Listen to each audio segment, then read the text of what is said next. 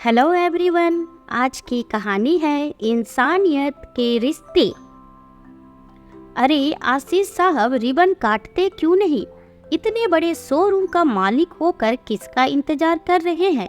Ribbon कटे तो हम भी जरा अंदर का नज़ारा देखें कि आपने कैसा शोरूम बनाया है। मयंक साहब, थोड़ा तो धैर्य रखें। रिबन तो उस इंसान के हाथों ही कटेगी जिनके कारण ये शोरूम खड़ा हुआ है, मेरे पार्टनर के हाथों। जरा सामने तो देखिए, आपका इंतजार खत्म हुआ। मयंक ने जैसे ही अपने नजरें उठाई तो सामने से सूट बूट में आते हुए इंसान को देख उसे तो हार्ट अटैक ही आ गया।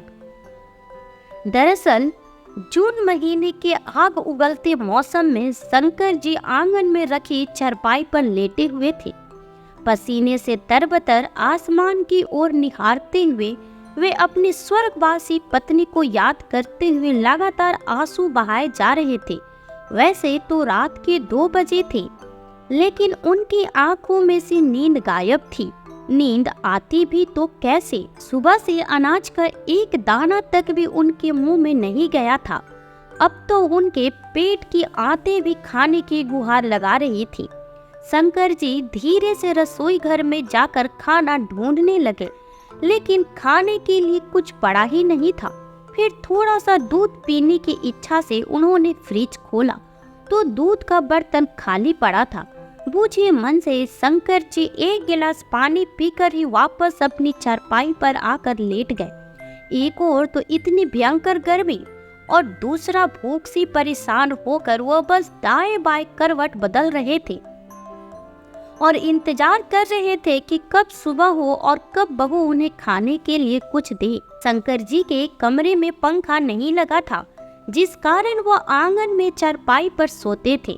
वहीं दूसरी ओर उनके बेटे बहू अपने कमरे में एसी चलाकर सुकून से सो रहे थे।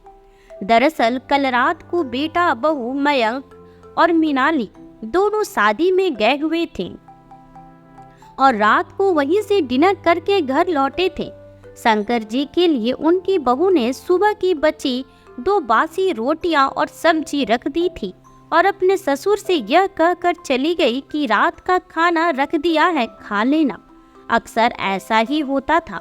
उनकी बहू मिनाली रात की बची रोटियां शंकर जी को खाने में दे दिया करती थी और अब तो शंकर जी को इस चीज की आदत भी पड़ चुकी थी। बहू के कहने पर उन्होंने चुपचाप हाँ में सर हिला दिया और बेटा बहू शादी की दावत खाने चले गए। रात को जब शंकर जी को भूख लगी तो खाना लेने के लिए वह रसोई में गए, लेकिन जैसे ही रोटी निकालने के लिए उन्होंने डिब्बा खोला तो देखा कि रोटी में से बदबू आ रही है, लेकिन बहुत जोरों से भूख लग रही थी। उन्होंने इधर उधर नजर दौड़ाई तो खाने को कुछ नहीं दिखा। रात के करीब 12 बजे बेटा बहू शादी से घर वापस लौटे, लेकिन शंकर जी की इतनी हिम्मत नहीं हो रही थी कि वह अपनी बहू को इस समय खाना बनाने को कहे। इसलिए वे चुपचाप अपनी चारपाई पर लेटे रहे और बेटा बहू अपने कमरे में सोने चले गए। लेकिन जैसे जैसे रात बीत रही थी, शंकर जी की भूख भी बढ़ती जा रही थी। भूख से तड़पते हुए उनकी आंख लग गई और सुबह कुकर की सीटी बजने के साथ उनकी आंख खुली। चारपाई से उठकर देखा तो उनकी बहू मिनाली रसोई घर में खाना बना रही थी। खाने की खुशबू से शंकर जी की भूख और भी तेज हो गई। दिल को एक संतुष्टि भी मिली कि चलो अब थोड़ी ही देर में स्वादिष्ट खाना खाने को मिलेगा। यह सोच ही रहे थे कि उसी समय उनके कानों में एक कड़कती हुई जोरदार आवाज आई और वे अंदर तक कांप गए। कितनी देर लगा दी आपने उठने में? इतनी देर भी कोई सोता है क्या?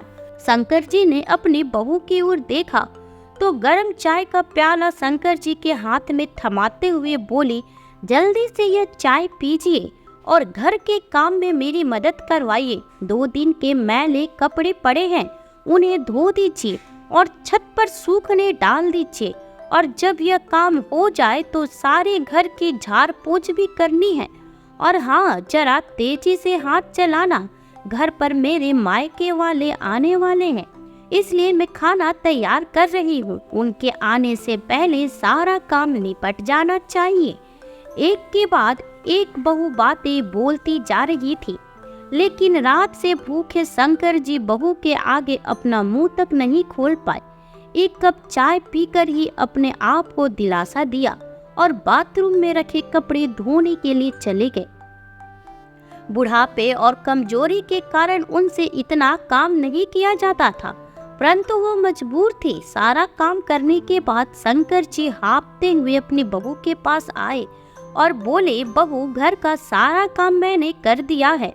अब मुझे बहुत जोर से भूख लगी है। रात से कुछ नहीं खाया। रात को जो रोटियां तुम खाने के लिए रख कर गई थी, सुबह से बनी होने के कारण उन रोटियों में से बदबू आ रही थी, इसलिए मैं उन रोटियों को नहीं खा पाया।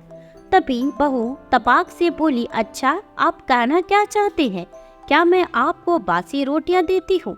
हे भगवान, अब यह इल्जाम लगाना भी बाकी रह गया था मुझ पर। शर्म नहीं आती आपको ऐसा झूठ बोलते हुए? मेरी एक बात कान खोलकर सुन लीजिए, जब तक मेरे मायके वाले आकर खाना नहीं खा लेते, तब तक मैं आपको कुछ नहीं देने वाली। अरे अगर खाना कम पड़ गया तो, अगर कुछ बच गया तो मैं आपको बाद में दे दूंगी। अब यहाँ मेरे सर पर मत खड़े रहिए।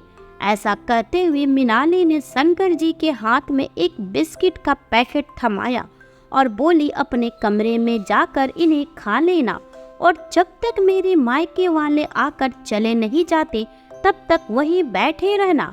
यहाँ इधर उधर घूमने की कोई जरूरत नहीं है। और हाँ, आंगन में से अपनी चारपाई भी उठा लीजिए। मेरे घर को कबाड़ खाना बनाकर रखा हुआ है। शंकर जी का मन तो हुआ कि अपनी बहू की कड़वी बातों का मुंह तोड़ जवाब दे, लेकिन फिर यह सोचकर चुप रह गए कि बेटी के आते ही बहू हंगामा खड़ा कर देगी और बेटा मयंक भी बहू की बातों में आकर फिर से उन्हें वृद्ध आश्रम छोड़कर आने की धमकी देने लगेगा। जब से बेटे की शादी की है, उसे अपने बूढ़े बाप की तकलीफें कहाँ नजर आती है? वह तो सिर्फ अपनी पत्नी की बातें सुनता है। इसलिए शंकर जी ने चुपचाप चारपाई उठाकर अपने कमरे में रख दी और वहीं आकर बैठ गए। सोचने लगे कि कितने मंदिरों में माथा टेका था, कितने मन्नतें मांगी थी, तब जाकर हमारा बेटा मयंक हमें मिला था। और हम लोग तो यही सोचते थे कि बुढ़ापे में हमारा बेटा हमारी लाठी बनेगा, लेकिन उसे अपनी पत्नी के अलावा न तो कुछ दिखाई देता है और न ही उसकी बातों के अलावा कुछ सुनाई देता है। कभी एक पल भी निकाल कर मेरे पास बैठकर इतना तक नहीं पूछता कि पिताजी, आपकी तबीयत कैसी है, खाना खाया या नहीं। अब तो जब भी मुंह से कुछ बोलता है तो बस आग ही उगलता है। बेटा बहू जब भी मुझसे बात करते हैं तो ऐसा लगता है कि जैसे अब भी मुझे खा जाएंगे। क्या कुछ नहीं किया मैंने अपनी बेटी के लिए? अरे था ही क्या मेरे पास, सिर्फ 2 कमरों का घर और एक छोटी सी इलेक्ट्रॉनिक की दुकान।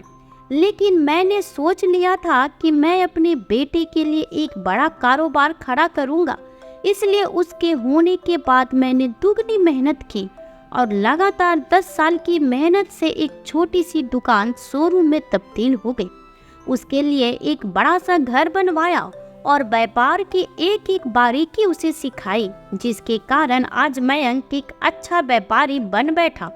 उसके बाद उसकी पसंद की लड़के से उसकी शादी भी करवा दी और बहू घर में आ गई। सब कुछ कितने अच्छे से चल रहा था। तब तो मेरी पत्नी झरना भी जिंदा थी, लेकिन अचानक उसे तेज बुखार हुआ और लाख कोशिशों के बावजूद मेरी पत्नी झरना मुझे छोड़कर चली गई। जब तक झरना मेरे साथ थी तब तक मैं इस घर का मुखिया हुआ करता था। बेटा बहू कितना मान देते थे मुझे, खाने पीने की कोई दिक्कत नहीं थी। मैं दुकान संभालता था और मेरी पत्नी अपनी बहू के साथ घर के सारे काम संभाल लेती थी। लेकिन उसके जाने के बाद तो मेरी दुनिया ही उजड़ गई। मैं तो जैसे बेटे बहू पर बोझ बन गया। धीरे धीरे बेटे ने दुकान पर कब्जा किया और बहू ने पूरे घर पर कब्जा कर लिया और मुझे एक कमरे तक सीमित कर दिया। अपने ही घर में मैं कहीं आ जा नहीं सकता, कुछ दिनों के लिए मेरी तबीयत क्या खराब हुई, बेटे ने तो मुझे दुकान पर बैठने से ही मना कर दिया। यह कहकर कि आप बूढ़े हो गए हैं, तबीयत खराब हो जाएगी तो कौन संभालेगा, अब दुकान पर आपकी कोई जरूरत नहीं है, दुकान मैं बहुत अच्छे से संभाल सकता हूँ। ऐसा कहकर उसने दुकान पर कब्जा जमा लिया। जेब में कुछ रुपए होते तो बाहर से ही खाने को कुछ खरीद लेता, लेकिन बेटा मुझे 1 रुपया तक नहीं देता और बहू खाने को कुछ नहीं देती। सोचते सोचते शंकर जी फूट फूट कर रोने लगे। शंकर जी की पत्नी झरना जी को गुजरे हुए 8 साल बीत चुके थे और बेटे बहू का रवैया दिन प्रतिदिन खराब होता जा रहा था। अब तो उन्हें 2 वक्त की रोटी भी बहुत मुश्किल से मिल पाती थी। शंकर जी के बेटे ने उन्हें बूढ़ा करार देकर दुकान आने से तो मना कर दिया, लेकिन बहू अपने बूढ़े ससुर से घर के सारे काम करवाने लगी। घर की साफ सफाई, जूठे बर्तन और कपड़ों तक उनकी बहू उनसे धुलवाती और यदि वे कुछ कहते तो घर में कलह कलेश शुरू कर देती। और इसी कलह की वजह से शंकर जी आज तक चुपचाप काम करते आ रहे हैं। समय बीतने के साथ साथ उनके बेटे और बहू का व्यवहार तो बद से बदतर होता जा रहा था, लेकिन बेटे और बहू को उन पर इतनी भी दया नहीं आई कि उनकी उम्र बढ़ती जा रही है तो घर का इतना काम वो कैसे कर पाएंगे। शंकर जी का एक पोता भी है जो इंजीनियरिंग की पढ़ाई करने के लिए विदेश चला गया। जब उनका पोता छोटा था तब शंकर जी अक्सर उसके साथ खेला कूदा करते थे और उनके पोते को भी अपने दादाजी के साथ घूमना फिरना और खेलना बहुत अच्छा लगता था। अक्सर दादाजी कभी उसे पार्क में घुमाने ले जाया करते तो कभी बाजार में। दादा पोते में प्यार इतना था कि जब तक रात में अपने दादाजी से वह कहानी नहीं सुन लेता तब तक उसे नींद नहीं आती थी। स्कूल से आने के बाद भी अपने स्कूल की सारी बातें अपने दादाजी के साथ साझा किया करता था। उनका पोता बड़ा होकर इंजीनियर बनना चाहता था, इसलिए स्कूल खत्म होने के बाद माता पिता ने उसे पढ़ने के लिए विदेश भेज दिया और जब से उनका पोता पढ़ाई करने के लिए विदेश गया था तब से शंकर जी बिल्कुल अकेले रह गए थे, क्योंकि उनका पोता ही था जिसके संग बात करके शंकर जी अपने सारे गम भूल जाया करते थे। अपने कमरे में बैठे शंकर जी अतीत के पन्ने पलटते जा रहे थे। तभी अचानक दरवाजे की घंटी बजी और वह अपनी यादों के समुंदर से बाहर आ गए। वे समझ गए थे कि बहू के मायके वाले आ चुके हैं, लेकिन उन्हें बाहर निकलकर कुछ देखने की इजाजत नहीं थी। बाहर से खूब हंसी ठिठोली की आवाज आ रही थी और जोर शोर से नाश्ता पानी चल रहा था। रात से भूखे शंकर जी अपने कमरे में बैठे बैठे इंतजार कर रहे थे कि कब बहू के मायके वाले खाना खाए तो उन्हें कुछ खाने को मिले। बहू के मायके वालों को आए घंटे हो चुके थे। तब सब लोगों के लिए डाइनिंग टेबल पर खाना लगाया गया और सब उंगलियां चाट चाट कर खाने लगे। उधर शंकर जी पानी पीकर अपनी भूख मिटाने की नाकाम कोशिशें कर रहे थे। अब तो पानी भी खत्म हो चुका था, इसलिए पानी लेने के लिए जैसे ही वो अपने कमरे से बाहर रसोई में गए तभी रसोई में खड़ी बहू की माँ बहू से बोली, अरे मीनाली, तू अपने ससुर से भी कुछ काम काज करवाती है या नहीं? दिन भर पड़े पड़े खाते ही रहते हैं। नहीं माँ, आप भी कैसी बातें करती हैं, अब ये बूढ़े हो चुके हैं। ज़्यादा नहीं, लेकिन थोड़ा बहुत काम काज तो करवा लेती हूँ, नहीं तो बैठे बैठे मुफ्त में खाना थोड़ी खिलाऊंगी। बातें करते हुए दोनों हंसने लगे और बाहर चली गई। शंकर जी रसोई में खड़े खड़े अपनी बहू और समधन की बातें सुन रहे थे।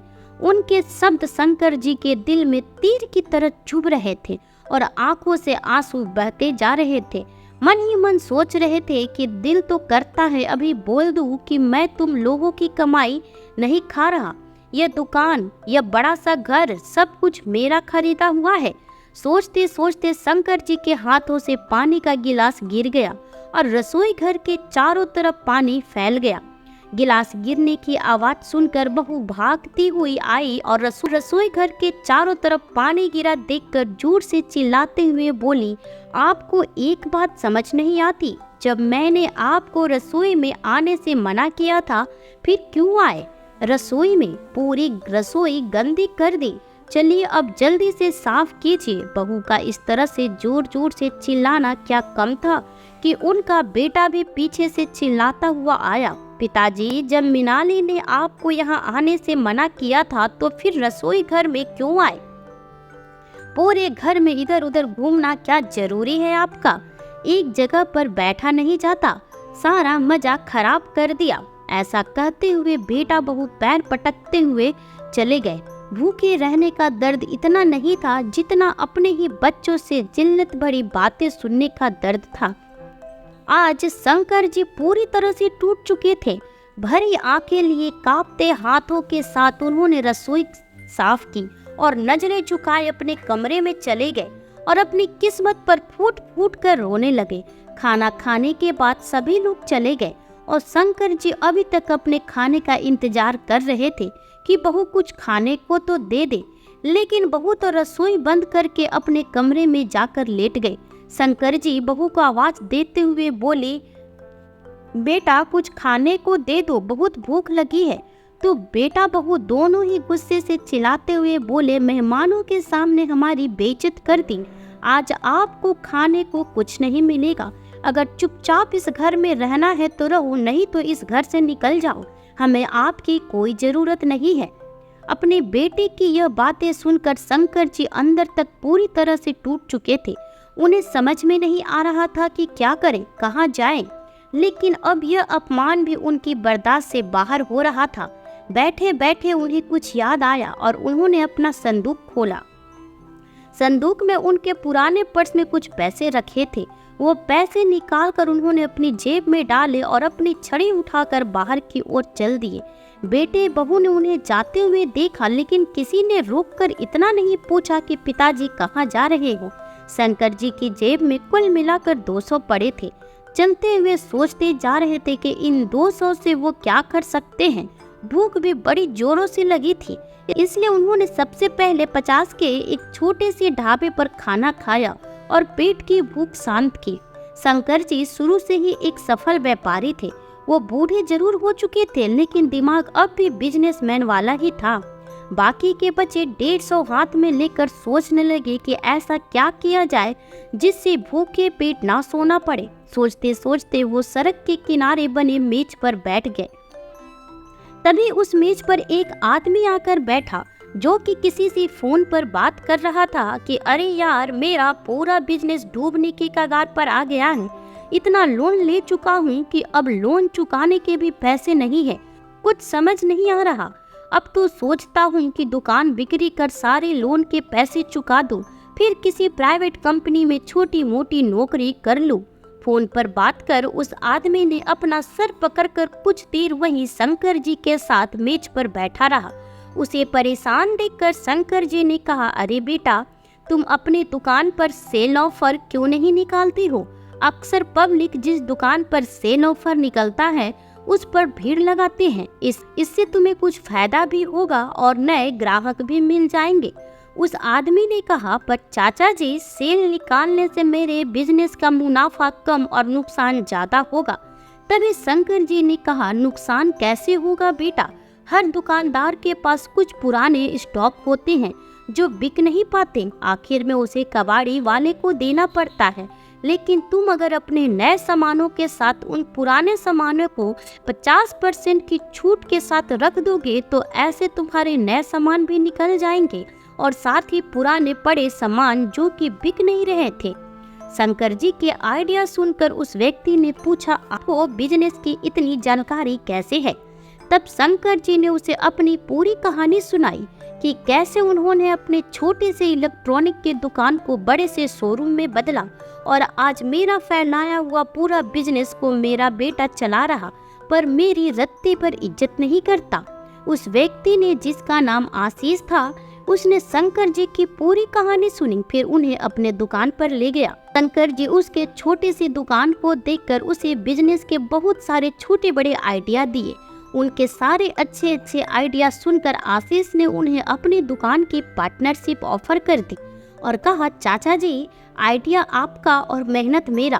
फिर हम दोनों मिलकर इस छोटी सी दुकान को एक बड़े शोरूम बना देंगे।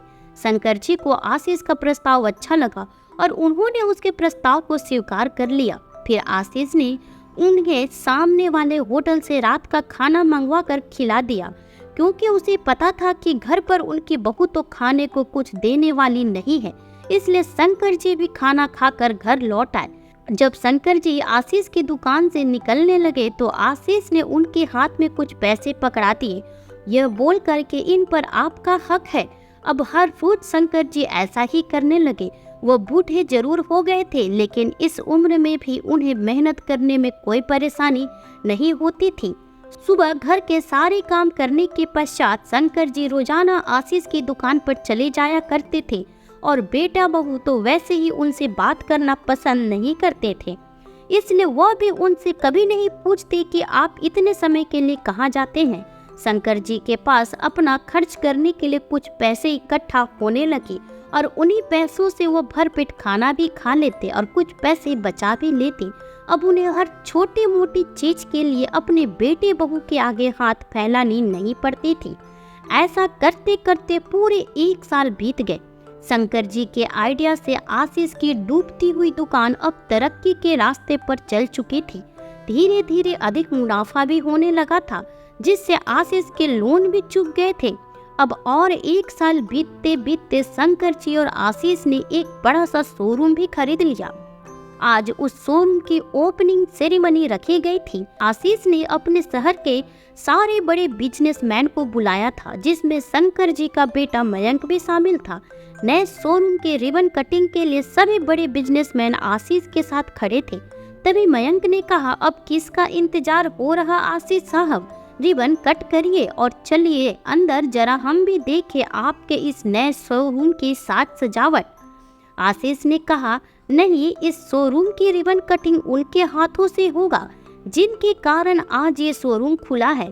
कौन है वो? मयंक ने पूछा। तभी आशीष ने कहा, सामने देखे, वो आ रहे हैं इस शोरूम के पार्टनर। मयंक और मृणाली ने जैसे ही सामने से आते हुए शख्स को देखा तो उन दोनों के होश उड़ गए। नए शर्ट, पैंट, पॉलिश किए हुए जूते, हाथों में घड़ी देखकर ऐसा लग रहा था मानो सामने से कोई बहुत बड़ा बिजनेसमैन आ रहा हो। मयंक के शंकर जी पर नजर पड़ते ही मयंक ने कहा, पिताजी आप यहाँ? मयंक के मुंह से पिताजी शब्द सुनते ही आशीष समझ गया कि मयंक ही शंकर जी का वह नालायक बेटा है। शंकर जी मयंक को इग्नोर करते हुए रिबन कट करते हैं और अंदर शोरूम में चले गए। पीछे से मयंक भी जब शोरूम में गया तो शोरूम के चकाचौंध को देखकर दंग रह गया। उसे तो विश्वास ही नहीं हो रहा था कि उसके पिताजी इतने बड़े शोरूम के पार्टनर हैं। तभी एकाएक माइक पर आवाज आई, आप सभी दिग्गजों का मेरे नए शोरूम में बहुत बहुत स्वागत है। आज मैं अपने छोटे से दुकान से बड़े शोरूम का क्या राज है वो बताने जा रहा हूँ, और वो राज है एक बुजुर्ग का आशीर्वाद। और वो बुजुर्ग कोई और नहीं है, वो है शंकर जी। कहते हैं कि जिनसे खून के रिश्ते होते हैं वही आपके बुरे वक्त में काम आते हैं। लेकिन मैं और शंकर जी एक दूसरे से उस वक्त मिले थे जब हम दोनों का बहुत बुरा वक्त चल रहा था। इनके बेटे बहू ने इनके जीवन को नरक बना दिया था और मेरे डूबते बिजनेस ने मेरे जीवन को, ऐसे दुखद समय में हम दोनों एक दूसरे को मिले थे। ठीक आज से 2 साल पहले सड़क किनारे बने एक मेज पर। उस दिन हम दोनों के बीच खून के रिश्ते नहीं थे, लेकिन इंसानियत के रिश्ते के खातिर ही हम दोनों ने एक दूसरे का सहारा बना। इनके बिजनेस के गोल्डन आइडियाज और मेरी कड़ी मेहनत ने आज हम दोनों को यहाँ इस बड़े शोरूम के साथ खड़ा किया है। आज ये साबित होती है कि जब खून के रिश्ते काम नहीं आते तो इंसानियत का रिश्ता काम आता है। तभी एक बुजुर्ग व्यक्ति जो कि पहले से ही शंकर जी को पहचानता था, उसने तुरंत ही कहा, अरे ये तो मयंक के पिता है। आज जिस बिजनेस का राजा मयंक बना है उसे भी तो इन्होंने ही खड़ा किया था। तभी उस बुजुर्ग व्यक्ति ने मयंक के पास जाकर कहता है, क्यों मयंक, जिस पिता ने तुम्हें इतना बड़ा बिजनेस करके दिया, तुम उसी पिता के जीवन को नरक बना दिए। लानत है तेरे जैसे औलाद पर। अपनी बेइज्जती होते देख मयंक और मृणाली पार्टी से निकल आए और इधर शंकर जी को इस पार्टी में बहुत इज्जत और सम्मान मिला। घर पहुंचकर मृणाली अपने पति को भड़काते हुए बोलती है, इतने दिनों से ये बुढ़ा ये सब गुल खिला रहा था हमारे नाक के नीचे और हमें पता भी न चला। आने तो आज इस बुढ़े को मैं बताती हूँ। दोनों पति पत्नी आग बबूला हुए बैठे थे कि तभी घर के सामने एक बड़ी सी गाड़ी आकर रुकती है। इसमें से शंकर जी के साथ आशीष भी उतरा। आशीष को देख मयंक और मृणाली ने कुछ ना बोलना ही उचित समझा। आशीष ने घर के अंदर आते हुए मयंक से कहा, अगर अब से तुम लोगों ने इन्हें परेशान करने की कोशिश की तो मैं तुम लोगों पर पुलिस केस कर दूंगा। इसलिए ध्यान रहे कि इन्हें शारीरिक या मानसिक किसी रूप से परेशानी न हो। मैं इन्हें अपने साथ भी रख सकता था, लेकिन ये अपने घर में अपनी पत्नी की यादों के साथ ही रहना चाहते हैं। इनकी सुरक्षा की जिम्मेदारी अब मेरी है, इसलिए मैं तुम लोगों को वार्निंग दे रहा हूँ। साथ ही इनके घर और इनके बिजनेस के पेपर इन्हें लौटा देना, नहीं तो समझ लेना तुम्हारे साथ क्या होगा। इतना कह आशीष वहां से चला गया और शंकर जी अपना सीना चौड़ा कर अपने कमरे में चले गए। मयंक और मृणाली अपना समूह बनाकर चुपचाप खड़े रह गए। इसीलिए कहा गया है दोस्तों, ओल्ड इज गोल्ड। अगर आप भी मानते हैं कि ओल्ड इज गोल्ड तो वीडियो को लाइक और शेयर जरूर कर दें। साथ ही कहानी कैसी लगी कमेंट करके जरूर बताएं। फिर मिलती हूँ आपसे न्यू वीडियो में एक नई कहानी के साथ। तब तक अपना ख्याल रखें और स्वस्थ रहें। Bye bye.